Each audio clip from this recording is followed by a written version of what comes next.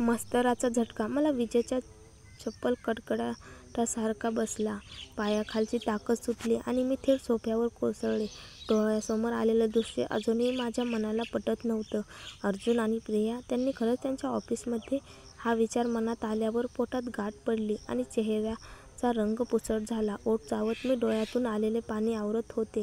शपथ, अर्जुन, मी मुठी घट्ट आवळल्या. उदका आवरतच मी स्वतःला पटवून दिलं होतं की माझ्या नवऱ्याने प्रियासोबत काय केलं किंवा नाही केलं याचं मला काहीच घेणं देणं नाही. पण मन मात्र ते भेदक वेदना टाळू शकत नव्हतं. तो स्वार्थी आहे, असंवेदनशील आहे, पण देवा, मी तरीही त्याच्यावर प्रेम करते.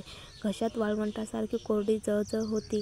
नजर टेबलावर पडलेल्या अर्धवट वाईनच्या ग्लासवर गेली. पी पी कुणीतरी कानाशी गोड साद घालत होतं. हाताने आपोआप ग्लास उचलला आणि एकदम रिकामा केला. द्रव घशातून सरकताना थोडीशी ऊब पसरली. तो रिकामा ग्लास पुन्हा भरून मी दुसऱ्यांदा एकाच घोटात संपवला.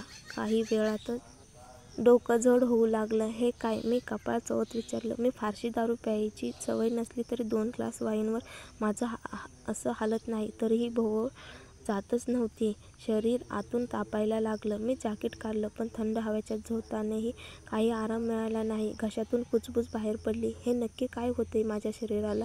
एसीला थंडीतल्या थंड मोडवर नेलं. खोली बर्फाच्या गुहेसारखी झाली, पण शरीराची जळ अजून तशीच. मी शर्टाचे बटन सैल केले. मग अजून, जोपर्यंत उघड्या गळ्यातून ब्राचा काठ दिसू लागला. डोळे मिटून मी सोफ्यावर मागे टेकले. कपडे पूर्ण काढून थंडीत बसावं असं मन सुचवत होतं, पण ताप कमी होण्याऐवजी वाढतच होता. किती मूर्ख आहे मी! त्या वाईनला हात लावायलाच नको होतं. मी संतापाने पुटपुटले. अचानक विचार आला. थंड पाण्याचा आंघोळ हाच उपाय. तोच उत्साह अंगात आला आणि मी दारापर्यंत पोहोचले. डोकं जड असलं तरी पाय जणू जमिनीला लागतच नव्हते. माझी खोली खुली होती. आत गेल्यावर लगेच कपडे काढले. युनिफॉर्म, स्कर्ट आणि आतले कपडे सगळं जमिनीवर टाकून मी बाथरूममध्ये शिरले. खिडकीतून अनेऱ्या चंद्रप्रकाशात बाथरूम रुपेरी सावल्याने भरलं होतं. दिवा लावायची इच्छा झाली नाही. नळ उघडून पाण्याचा टब भरू दिला आणि बाजूच्या बाटलीतून गुलाबपाने आणि दुधाचं स्नान मिश्रण टाकलं. केसावरचा रिबीन सोडताच माझे लांब केस पाठीवर थब्यासारखे सांडले. हात सरकवत मी सिंकजवळ पोहोचले, जिथे माझी सगळी वस्तू नीट रांगेत ठेवलेली होती. थोडंफार सापडून मला ब्रश मिळाला. केस गुळगुळीत करत मी ते टोकाशी हलवून वरच्या गाठीत बांधले. टबातलं पाणी जवळपास ओसंडणारं होतं. तेवढ्यात नळ बंद केला. बोट पाण्यात बुडवत थंडावा तपासला. त्या थंड लहरीने माझ्या गरम त्वचेला स्पर्श करताच डोळे घट्ट मिटले. जळजळ कमी होताना जाणवली. आता आणखी नाही सहन होणार, मी मनात पुटपुटले आणि हळूहळू पाय टबात ठेवले. थंड पाण्याच्या मिठीत शरीर बुडत जाताच एक सुखद उसासा सुटला. स्वर, शब्द नकळत ओठातून निघाले. साधारणपणे एवढ्या थंड पाण्यात मी 5 मिनिटंसुद्धा राहू शकत नाही, पण आज जणू शरीराला हेच हवं होतं. 5 मिनिटं मी शांत बसून फक्त शरीरातील जळ कमी होण्याची वाट पाहत राहिले. पण मन पुन्हा त्या प्रसंगाकडे गेलं. अर्जुनच्या ऑफिसमध्ये मी शिरले तेव्हा अजूनही तो प्रसंग बोचत होता. अर्जुन खरंच प्रियासोबत जमिनीवर पडलेल्या तिचं अंतःवस्त्र पाहूनही मी मान्य करायला तयार नव्हते. ते चुकीचं होतं, अन्यायकारक होतं. विशेषतः त्याच्या ऑफिसमध्ये, जिथे एकेकाळी आम्ही दोघं प्रेमात होतो.